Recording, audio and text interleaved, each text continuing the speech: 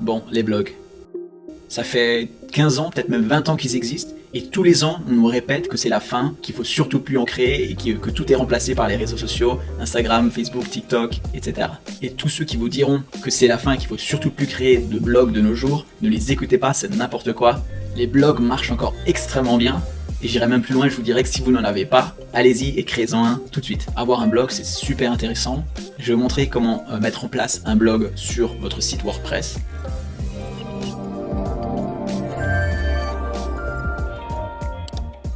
Juste avant de commencer, si vous vous lancez et que vous hésitez encore entre créer un blog, créer un site internet, vous inscrire ou créer une présence sur les réseaux sociaux, est-ce que ça vaut le coup de créer une liste d'emails, etc.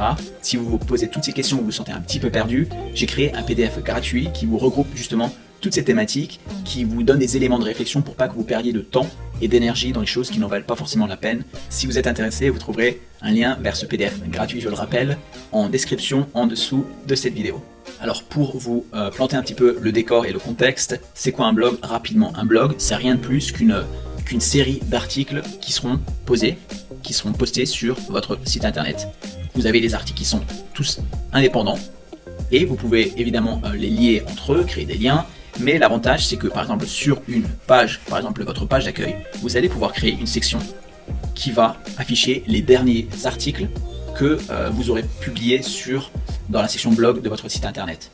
Donc contrairement aux pages, un article va être utilisé justement pour créer une dynamique pour montrer que votre site internet est tout simplement vivant et votre activité aussi par la même occasion, évidemment. Alors vous pourrez évidemment afficher ces articles que vous aurez créés au préalable, comme j'ai dit tout à l'heure, sur votre page d'accueil ici par exemple, mais vous pouvez aussi, si vous avez un site qui présente une barre latérale, par là par exemple, vous allez pouvoir ici aussi afficher des liens vers vos derniers articles.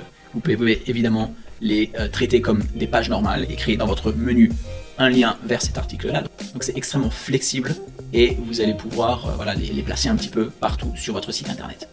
Alors commençons maintenant. J'aimerais préciser que dans mon exemple, je pars du principe que vous avez un site WordPress.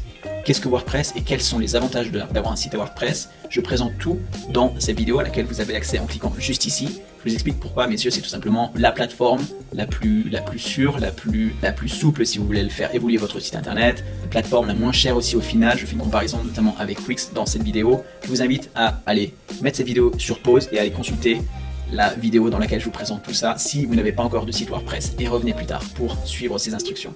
Alors une fois que vous avez installé votre site WordPress, vous allez avoir deux options, soit vous créez un article ou soit vous créez une page. Donc ce que je vous expliquais tout à l'heure, une page va être plus statique. Ici, là, la page, ça va être par exemple ici, cet élément-là, alors que l'article va être utilisé pour agréger votre blog et pour l'enrichir en contenu. Donc pour commencer, vous allez créer un article. Et pour ce faire, vous allez cliquer déjà sur article. Si vous cliquez ici, vous verrez la liste de tous les articles que vous aurez créés au préalable. Pour en créer un nouveau, rien de plus simple, appuyez sur ajouter. Voici ensuite la page qui vous sera présentée. Donc là, vous choisissez le contenu que vous voulez, évidemment, là vous racontez ce que vous avez à dire. Si vous utilisez Divi, ce que je préconise, comme vous l'aurez compris, si vous avez regardé la vidéo que j'ai conseillée tout à l'heure, vous cliquez sur utiliser le constructeur, ça vous donnera beaucoup plus de possibilités en termes visuels et de mise en page. Vous pourrez importer des éléments préconfigurés, etc. Mais c'est pas indispensable.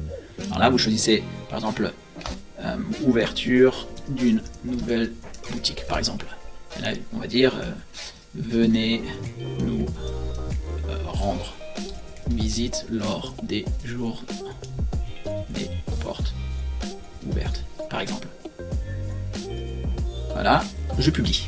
Donc, ensuite, après avoir cliqué là-dessus, mon article sera a priori disponible si quelqu'un en possède le lien. Encore faut-il créer un lien sur votre site internet pour que les visiteurs de votre site puissent y accéder. Donc là, pour l'instant, vous avez donc créé votre article. Il est là, mais il flotte. Là, vous avez votre site internet. Il faut que vous créiez un lien vers votre article pour que les gens puissent y accéder. Donc pour ce faire, ce que je vous expliquais tout à l'heure, vous allez créer une page. Voilà, comme j'ai dit ici, par exemple, sur cette page-là, ici. On va créer une page et on va venir afficher les derniers articles postés.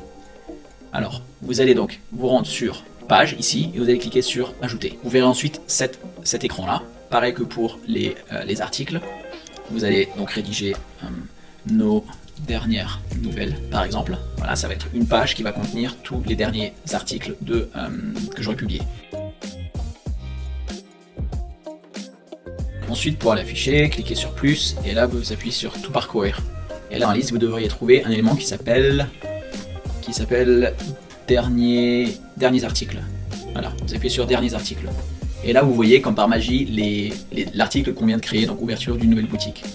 Vous pouvez changer la vue en cliquant sur vue grille, voilà, ça se passe comme ça, mais honnêtement, entre vous et moi, c'est pour ça que je préconise d'installer l'extension Divi qui vient enrichir cette expérience, parce que l'outil par défaut d'édition de page de WordPress est vraiment pas abouti à mon avis, et c'est pourquoi je conseille à tout le monde d'utiliser Divi, c'est ce que je conseille aussi dans la vidéo que j'ai recommandée tout à l'heure.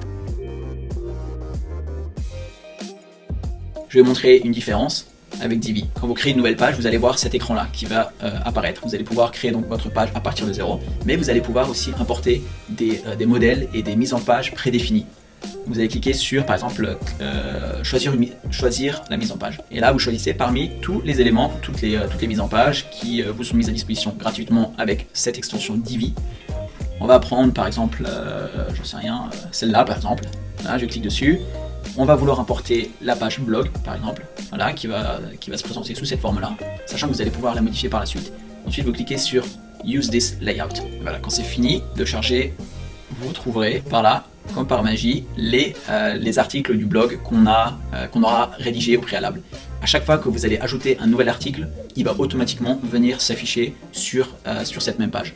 Si vous voulez par exemple modifier le nombre d'articles que vous voulez afficher, pareil, vous cliquez ici, peu importe où sur cette zone, vous appuyez sur la petite roue dentée, sur les paramètres, et là, vraiment, vous pouvez choisir tout ce que vous voulez. Vous pouvez choisir le nombre de posts que vous voulez afficher, au total, le nombre maximum, là, on n'en trouve que 2 parce que j'en ai créé que 2.